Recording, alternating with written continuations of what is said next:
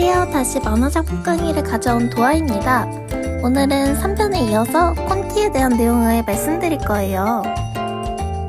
제가 3편 마지막에서 예고했던 것과는 조금 내용이 달라졌지만 콘티에 있어서는 더 중요한 것 같아 계획을 수정했어요.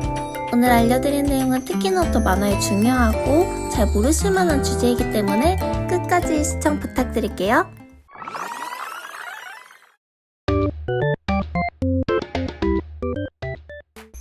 여러분은 쇼트라는 말 들어보셨나요? 한국에서는 샷이라고 부르기도 해요. 영상물 등에서 카메라로 한 번에 촬영한 장면을 말합니다. 이런 움짤은 쇼트 2개가 되는 거죠. 만화에서도 이런 한 컷 한 컷을 쇼트로 분류하여 다양한 연출 기법을 사용합니다. 이런 쇼트에는 여러 가지 종류가 있는데요. 크게 8가지 정도로 나눠서 설명드릴게요. 쇼트는 화면 안에 담기는 피사체의 크기에 따라 그 구분이 달라집니다. 가장 무난한 미디엄 쇼트부터 시작해볼까요? 미디엄 쇼트는 인물의 상반신만 나오는 쇼트입니다. 만화에서 가장 많이 사용되는 쇼트 중 하나예요. 대화를 한다든지 다른 극단적인 쇼트 사이에 넣는 쇼트로 자주 쓰입니다. 바스트 쇼트는 미디엄 쇼트보다 조금 더 위쪽으로 올라간 쇼트입니다. 미디엄 쇼트에서 골반 근처까지 한 화면에 담았다면 바스트 쇼트는 허리 조금 위부터 노출시켜 흉부 위주로 보여주는 쇼트입니다. 미디엄 쇼트보다 표정이 더 잘 보이기 때문에 대화가 많은 씬에서 무난하게 쓰여요. 다음은 클로즈업입니다. 피사체의 표정 등 얼굴과 관련된 정보를 많이 보여줄 수 있는 쇼트예요. 보통 머리부터 어깨 정도까지 들어오며 클로즈업이라고 부르고요. 얼마나 클로즈업 하느냐에 따라 강조할 부분을 달리할 수도 있어요. 아무래도 얼굴 클로즈업이 많기에 깜짝 놀라는 씬 등 감정을 극대화해서 보여줄 때 자주 쓰고요. 사물이나 손, 발을 클로즈업해서 중요한 단서를 주기도 합니다. 쇼트 중에는 이 클로즈업보다도 더한 놈이 있는데요. 바로 익스트림 클로즈업입니다. 피사체의 일부분을 극단적으로 확대한 쇼트이죠. 눈의 실핏 줄까지 보이게 확대한다거나 가방의 후크가 화면에 꽉 들어차게 잡는 식의 연출입니다. 임팩트가 크기 때문에 남발하면 안 되는 쇼트이기도 하고요. 촬영되는 피사체의 범위가 좁은 쇼트만 보았으니 이젠 멀어지기도 해볼까요? 이 쇼트입니다. 미디엄 쇼트보다는 더 넓은 범위로 보여지기 때문에 표정보다는 동작에 집중할 수 있어요. 움직임이 있는 곳을 사용하면 좋겠죠?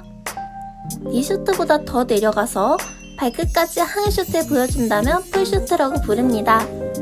전신이 나오기 때문에 인물의 첫 등장 등 전체 모습을 보여줄 필요가 있거나 멋진 액션씬에서 자주 쓰여요. 이 풀쇼트보다 더 넓은 범위를 그리는 것이 롱쇼트입니다. 인물도 인물이지만 배경도 큼지막하게 그려서 전체적인 움직임을 한눈에 파악할 수 있게 합니다. 배경과 공간에 대한 설명을 하는 컷이죠. 익스트림 롱쇼트는 상당히 먼 거리에서 찍은 듯한 쇼트입니다. 도시 전경을 보여준다거나 섬의 항공뷰 같이 배경을 전체적으로 보여줄 수 있어요. 이 쇼트는 대서사 작품에서 스케일을 보여주려고 할 때나 앞으로 벌어질 사건의 무대를 보여주는 설정 쇼트로 쓰이기도 합니다.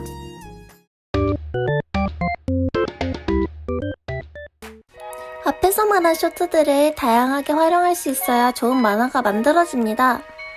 지금부터 적재적소에 쇼트를 사용하는 법을 알려드릴게요. 가장 먼저 한 페이지 안에 같은 쇼트가 중복되지 않도록 하는 것입니다. 가능하면 다른 쇼트를 사용해주세요. 어렵다면 같은 쇼트가 연속되어 사용되지 않는 것만이라도 꼭 피해주세요. 두 번째는 매 페이지에 2쇼트 이상으로 피사체가 담기는 컷을 한 번씩이라도 사용하는 것입니다. 바스트 쇼트와 클로즈업만 반복되면 독자들은 캐릭터가 어떤 행동을 하고 어떤 공간에 있는지 알기 어려워요. 때문에 2쇼트 이상의 큰 쇼트들을 적절히 사용해 주어야 합니다. 세 번째는 만화가 시작할 땐 꼭 롱쇼트 이상의 배경을 보여주는 쇼트를 사용해야 한다는 거예요. 만화가 시작할 때뿐 아니라 매 씬의 시작 등 장소가 바뀔 때 인물들이 어디 있는지를 알 수 있도록 해주어야 해요. 스토리의 전개에 집중하다 보면 사건이 벌어지는 장소의 역할을 간과하게 되는데요. 공간은 생각보다 독자들에게 많은 영향을 미쳐요. 인물이 어디에 앉아 있는지, 어디에 기대어 있는지 등을 그림으로 충분히 설명해주지 않으면 몰입하기가 어려워요. 그러니까 배경을 구체적으로 보여줄수록 영화처럼 장면이 연결되도록 상상할 수 있어요. 자연스러운 전개 흐름을 위해선 꼭 캐릭터가 어디 있는지를 보여준 후에 시작하세요.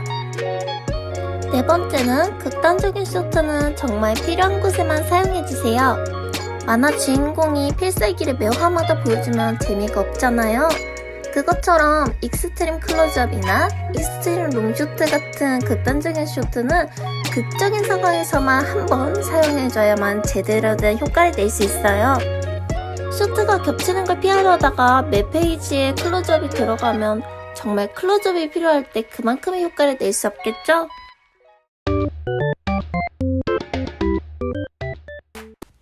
콘티를 그릴 때 신경 써야 할 것 중 또 한 가지는 바로 방향성입니다. 연출의 아주 기초적인 내용이지만 잘 다루면 또 이만한 무기가 없기 때문이에요. 방향성이 어긋나면 굉장히 흐름이 어색하고 집중이 끊기는 만화가 되니 주의하셔야 해요. 그럼 지금부터 방향성이란 무엇인지를 정확히 말씀드릴게요. 만화에서 그려지는 모든 요소는 방향성을 가지고 있어요. 인물이 보거나 나아가는 방향, 사물이 놓여진 방향, 배경의 투시, 선의 기울기 등 그림으로 보여지는 모든 요소에는 방향이 있습니다. 이 요소들이 모두 같은 방향의 흐름 안에 놓여야 자연스러운 장면을 연출할 수 있어요. 그림 좀 배워보신 분들은 아시겠지만 그림에 투시가 틀린 개체가 있으면 눈에 띄고 어색하게 느껴지잖아요. 그런 것처럼 만화도 전체적인 방향성이 어긋나면 이상하게 느껴집니다. 이 방향성에 대해서 칸 단위와 페이지 단위로 나눠볼게요. 칸 안에 등장하는 인물이나 사물들, 오른쪽에서 왼쪽으로 진행하고 있던 캐릭터가 갑자기 다음 컷에서는 반대로 달리면 어떨까요? 반대쪽에서 달리는 도플갱어인가? 갑자기 방향을 틀었나? 이렇게 생각할 수 있겠죠? 오른쪽을 보며 말하던 캐릭터가 갑자기 다음 장면에서는 오른쪽에 서서 왼쪽을 바라보게 되면 묘하게 흐름이 끊기는 기분이 들어요. 때문에 각도는 조금씩 달라지더라도 큰 방향 자체는 달라지지 않도록 콘티 단계에서 잘 설계를 해주어야 해요. 이런 방향들은 각 칸들이 연결되는 장면이라는 걸 나타내주는 흐름입니다. 연결시켜주지 않으면 장면이 휙휙 바뀐다고 느끼게 되고 급전개는 몰입이 안 된다는 이야기니 결국 독자들을 잡을 수 없겠죠? 이번엔 페이지 단위로 볼게요.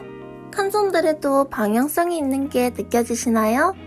이를 통해 장면에 액션감을 줄 수도 있어요. 오른쪽 위에서 내리꽂는 장면이라면 오른쪽 위에서 왼쪽 아래로 내려오는 대각선 모양 칸을 그려서 방향성을 극대화시키는 거죠. 컷 안에 그려지는 그림은 같지만 느낌이 꽤나 다르죠? 또 만화 칸들을 잘 보면 두세 개의 큰 섹션으로 나누어진 걸 볼 수 있어요. 칸선이 같은 선상에 놓여있기 때문이죠. 그래서 같은 섹션의 장면들이 같은 방향의 각도로 그려주면 더 자연스럽게 느껴지겠죠? 또 읽는 순서에 따라 특정 방향이 의미를 갖기도 합니다. 일본 출판 만화는 오른쪽에서 왼쪽으로, 위에서 아래로 읽죠. 때문에 오른쪽에서 왼쪽으로 가는 방향은 나아가는 느낌을, 반대는 다가오는 느낌이 들게 합니다. 이별하고 도망가는 장면이나 지각해서 뛰어가는 장면이라면 왼쪽을 향하는 게 분위기를 극대화시킬 수 있겠죠? 꿈을 꼭 이룰 거야 하고 다짐하는 컷에서도 캐릭터가 왼쪽을 본다면 더욱 진취적인 느낌을 낼 수 있고요. 반대로 오른쪽을 본다면 후회나 과거 의상에 어울리는 연출이 되겠죠? 인물이나 장면의 구조뿐 아니라 칸의 흐름도 이렇게 방향을 맞춰준다면 더 좋을 거예요. 위쪽을 향한다면 상승의 이미지를, 아래쪽은 하강의 이미지를 준다는 것도 잊지 않으시겠죠? 이때 주의할 점이 있어요. 일본 출판 만화의 기본적인 진행 방향은 오른쪽에서 왼쪽이기 때문에 이걸 거스르면 어색하게 느껴져요. 말풍선이 이런 식으로 오른쪽 대사가 더 아래 위치한다면 독자가 어느 것부터 읽어야 할지 헷갈리겠죠? 칸선이 아래로 내려가는 대각선인 것처럼 보여도 진행 방향이 왼쪽이기 때문에 이 컷은 올라가는 상승의 컷이 됩니다. 오른쪽에서 왼쪽, 이것만 지키면 헷갈리지 않으실 거예요.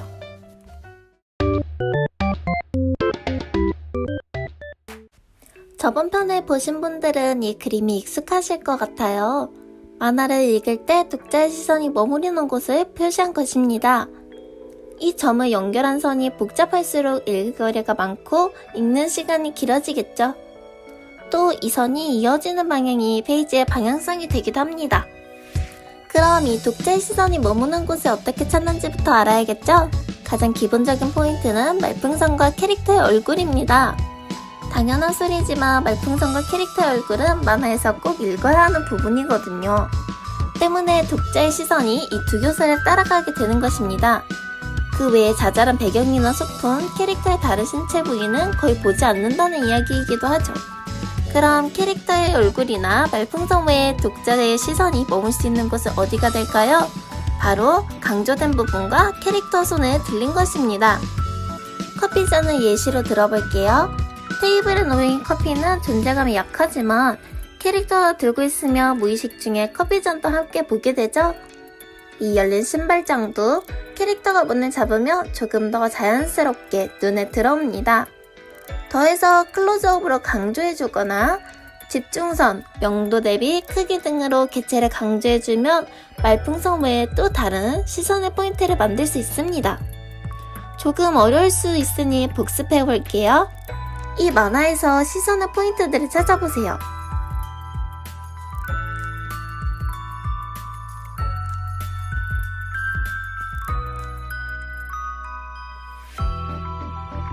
찾으셨나요?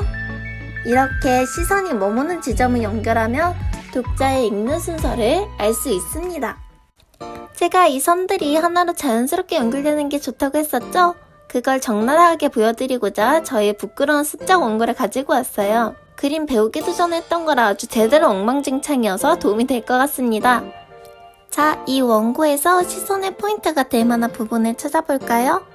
인물의 얼굴, 말풍선, 강조된 부분, 손에 들린 물건들이요. 스크롤이 너무 빠르다면 멈추고 보셔도 괜찮습니다. 그럼 확인할게요. 참고로 이 부분은 제가 깜빡하고 체크를 안 했으니 확인해주세요. 조금 멀리서 확인해 보겠습니다. 어떠신가요? 포인트들이 너무 강한 데에만 몰려있는 게 보이시죠? 페이지 구석구석 시선이 갈 수 있도록 인물이나 말풍선을 더 넓게 배치했다면 좋았을 것 같네요. 점들을 선으로도 이어볼게요. 여기서도 제 실수를 찾을 수 있으실 거예요. 첫 번째는 이렇게 가로지르는 선이 생겼다는 거예요. 눈의 동선이 꼬일 수 있다는 얘기겠죠? 실제로 이렇게 가로지르는 선이 생기는 원고들은 몇 가지 요소들을 읽지 못하고 지나치기 십상이에요. 심지어는 그게 말풍선이라고 해도요. 두 번째는 시선의 이동폭이 너무 크고 방향전환이 잦다는 것입니다. 이렇게 왔다 갔다가 심한 부분일수록 읽다가 놓치는 것들이 많이 생기니 주의하세요. 여러분도 콘티를 검토하실 때 독자의 시선을 예상하며 해보세요. 더 몰입도 높은 만화를 만들 수 있습니다. 이 빨간 선들로 페이지의 방향성을 검토할 수도 있습니다. 앞에서 원고의 칸들을 단락별로 묶었던 것처럼 시선이 머무는 점들도 큰 묶음으로 나눠보세요. 그 후에 각 묶음의 시작이 되는 점과 끝이 되는 점을 연결하면 이 단락의 방향성이 어디 향하고 있는지를 알 수 있어요. 이렇게 하면 내 의도대로 칸이 배치되었는지 확인할 수 있겠죠? 조금 더 좁은 영역으로 가서 컷 내의 배치도 의도에 맞게 방향이 설정되었는지도 검토할 수 있답니다.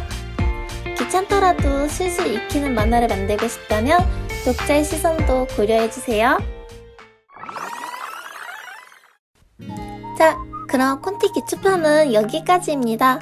지금까지 소개했던 콘티의 구성 요소들만 지키셔도 그럴듯한 콘티가 나올 거예요. 다음 편에는 자잘한 꿀팁들과 연출 공부법을 담은 콘티 심화편으로 돌아올게요. 안녕!